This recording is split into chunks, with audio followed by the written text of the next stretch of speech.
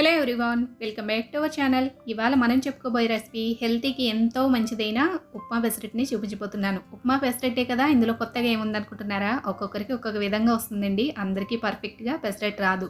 అది కూడా హోటల్ స్టైల్లో చిన్న సీక్రెట్ని రివీల్ చేస్తూ ఈరోజు ఈ రెసిపీ అనేది చెప్పబోతున్నాను. చాలా బాగుంటుందండి. చిన్న చిన్న టిప్స్ను పాటిస్తూ హోటల్ స్టైల్లో ఎంతో రుచిగా ప్రిపేర్ చేసుకోవచ్చు. పదండి ఈ రెసిపీని చూసేద్దాం. ముందుగా ఒక మిక్సింగ్ బౌల్ తీసుకొని నేను ఇక్కడ 2 కప్పుల వరకు పెసర్లను తీసుకుంటున్నాను. ఒకవేళ మీరు పెసర్లు కాకుండా పెసరపప్పు తీసుకున్నట్టయితే 2-3 గంటలు నానబెట్టుకున్నారంటే సరిపోతుంది. ఇలా పెసర్లు అయితే కనుక 5-6 గంటలైనా కూడా నానాలి. అదే కప్పుతో పావు కప్పు వరకు బియ్యాన్ని కూడా వేస్తున్నాను. నేను ఇప్పుడు చూపించబోయే క్వాంటిటీ 5-6 మెంబర్స్కి ఈజీగా సరిపోతుందండి. నేను ఇక్కడ తీసుకున్నది 150 గ్రాముల పెసలు అయితే 50 గ్రాముల వరకు బియ్యాన్ని తీసుకున్నాను. ఇవన్నీ ఒకసారి బాగా కడిగేసిన తర్వాత మరలా నీళ్లు పోసి 5-6 గంటలైనా కూడా ఈ పెసర్ని నాననివ్వాలి. 5-6 గంటలు అయ్యేసరికి పెసర్లు నానిపోయి ఉంటాయి. ఒకసారి మూత తీసి ఒకసారి కడిగేసుకోవాలి. చూసారు కదా, ఈ విధంగా నానిన తర్వాత కొంచెం పొట్టు అనేది సపరేట్ అవుతూ ఉంటుంది. పెసలు అయితే 5-6 గంటలు నానితే ఈ విధంగా నానుతాయి అన్నమాట. లేదు పెసరపప్పు అయితే ఈజీగా 2-3 గంటల్లోనే నానిపోతుంది. ఒకసారి కడిగేసి మళ్ళీ ఈ నీళ్ళన్నీ తీసేసి అప్పుడు మిక్సీ జార్లోకి వేసుకోవాలి. గ్రైండర్ ఉంటే గ్రైండర్లో వేసుకున్నట్టయితే ఇంకా బాగా వస్తాయండి పెసరట్లు. లేదు అంటే మిక్సీ జార్ ఉంటే మిక్సీ జార్లోకి వేసుకోండి. చూసారు కదా, అవసరమైనంత వరకే ఈ పిండిని రుబ్బుకోవాలి. ఎక్కువ రుబ్బుకుంటే తొందరగా పులిసిపోతుందనమాట. రుచికి సరిపడా ఉప్పు వేసేసి బాగా మెత్తగా మిక్సీ పట్టుకోండి. ఇలా మిక్సీ పట్టుకున్న పిండిని ఒక బౌల్లోకి తీయండి. ఇంక ఇందులోకి పావు టీ స్పూన్ వరకు వంట సోడా, పావు టీ స్పూన్ వరకు పంచదార, పావు టీ స్పూన్ వరకు పసుపు వేసుకోండి. పసుపు పంచదార వల్ల మంచి కలర్ వస్తుంది పెసరట్టుకి. అలాగే వంట సోడా వేసాం కదా, ఈ వంట సోడా వల్ల పెసరపప్పు పెసరట్టు తిన్నప్పుడు గ్యాస్ వస్తుంది అనుకుంటారు కదా, అలాంటి వాళ్ళకి అసలు అసిడిటీ ప్రాబ్లం కానీ గ్యాస్ కానీ ఏమీ రాకుండా ఈ వంట సోడా అనేది ఉపయోగపడుతుంది అనమాట. ఇవన్నీ వేసి ఇవన్నీ ఇడ్లీ బ్యాటర్లా ఉండేట్టుగా కొన్ని నీళ్ళని పోసుకుంటూ ఇడ్లీ బ్యాటర్ కన్సిస్టెన్సీ వచ్చే విధంగా కలుపుకొని పక్కకు పెట్టుకోండి.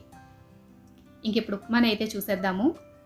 ముందుగా ఉప్మా కోసం స్టవ్ ఆన్ చేసి కడాయి పెట్టి 2 టీ స్పూన్ వరకు ఆయిల్ పోసి 1/2 టీ స్పూన్ ఆవాలు, 1/2 టీ స్పూన్ వరకు మినపప్పు, 1/2 టీ స్పూన్ పచ్చెనగపప్పును కూడా వేసి ఈ పోపుని బాగా వేగనివ్వండి. ఉప్మాకి పోపు ఎంత బాగా వేగితే ఉప్మా అనేది అంత రుచిగా ఉంటుందన్నమాట. ఆవాలు చిటపట అంటున్న టైంలో 5-6 జీడిపప్పు పలుకులను కూడా వేసుకోండి. వద్దనుకుంటే హ్యాపీగా స్కిప్ చేసేసుకోవచ్చు. ఆవాలు పూర్తిగా వేగాయి అనుకున్న తర్వాత ఇందులోకి ఒక్క ఎండుమిరపకాయని చిన్న చిన్న ముక్కలుగా చేసుకొని వేసుకోండి. ఎండుమిరపకాయలు కూడా కొంచెం వేగాయి అనుకున్న తర్వాత ఇందులోకి 2 రెప్పల వరకు కరివేపాకును వేసుకోవాలి. కరివేపాకును కూడా కొంచెం వేయించుకొని ఒక్క మీడియం సైజ్ ఆనియన్ని సన్నగా పొడవుగా తరుక్కొని వేసుకోవాలి. నేను ఇక్కడ చూపించబోయేది 3-4కి సరిపడా ఉప్మానైతే చూపించబోతున్నానండి.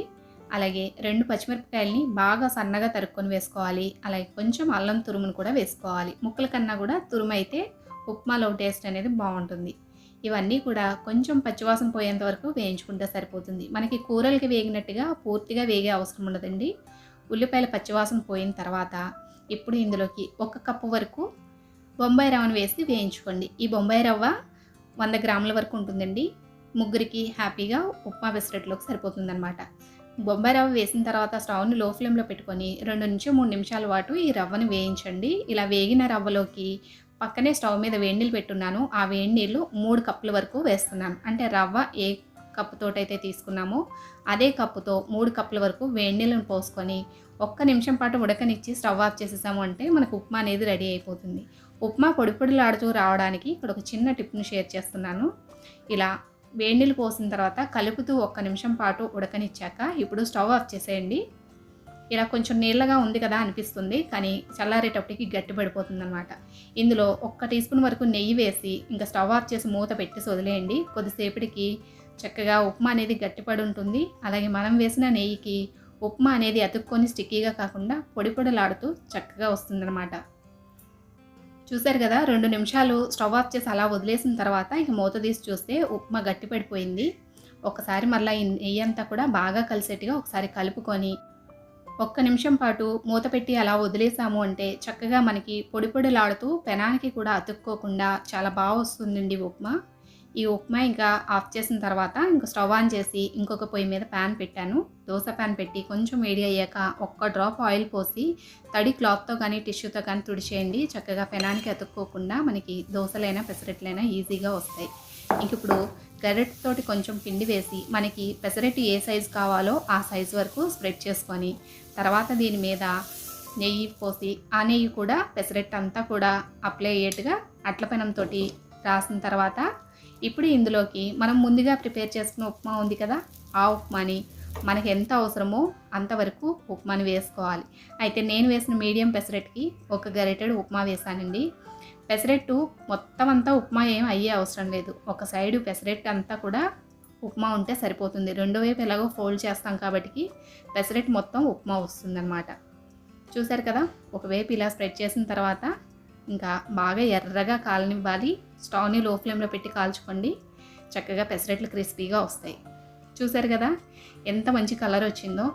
ఇంక ఇదే విధంగా మనకి ఎంతవరకు అవసరమైతే అంతవరకు పిండిని మిక్సీ పట్టుకుంటూ పెసరట్లు అనేవి వేసుకోవాలండి. పెసరపిండిని ఎప్పుడూ కూడా రుబ్బి ఎక్కువసేపు బయట పెట్టకండి, పులుపు వచ్చేస్తుంది. ఆ పులుపుతో పాటు మనకి పొట్టలో యాసిడ్స్ అనేవి ఫామ్ అవుతాయి అన్నమాట. అందుకని చెప్పి ఎంతవరకు మనకు అవసరమైతే అంతవరకే గ్రైండ్ చేసుకొని హ్యాపీగా ఈ విధంగా పెసరట్లు వేసుకోండి. మీరు వంట రాని వాళ్ళైనా బిగినర్స్ అయినా ఎవరైనా కూడా చాలా ఈజీగా టేస్టీ సింపుల్ హోటల్ స్టైల్ బ్రేక్ఫాస్ట్ని మీరు ప్రిపేర్ చేసుకొని పెట్టేసుకోవచ్చు. ఎప్పుడు కావాలంటే అప్పుడు ఇదే విధంగా పెసరట్లు వేయండి. మీరు ఎప్పుడు వేసినా కూడా పర్ఫెక్ట్ హోటల్ స్టైల్ పెసరట్టు అనేది హ్యాపీగా మీకు వచ్చేస్తుందన్నమాట. చూసారు కదండి, ఎంతో టేస్టీ అండ్ సింపుల్ పెసరట్టు రెసిపీని. ఇవాల్టి రెసిపీ ఇదేనండి. మరొక మంచి రెసిపీతో మళ్ళీ కలుస్తాము. ఈ వీడియో మీకు నచ్చినట్టయితే లైక్ చేయడం మాత్రం మర్చిపోకండి. అలాగే మన ఛానల్ కూడా సబ్స్క్రైబ్ చేసుకోండి. Thanks for watching.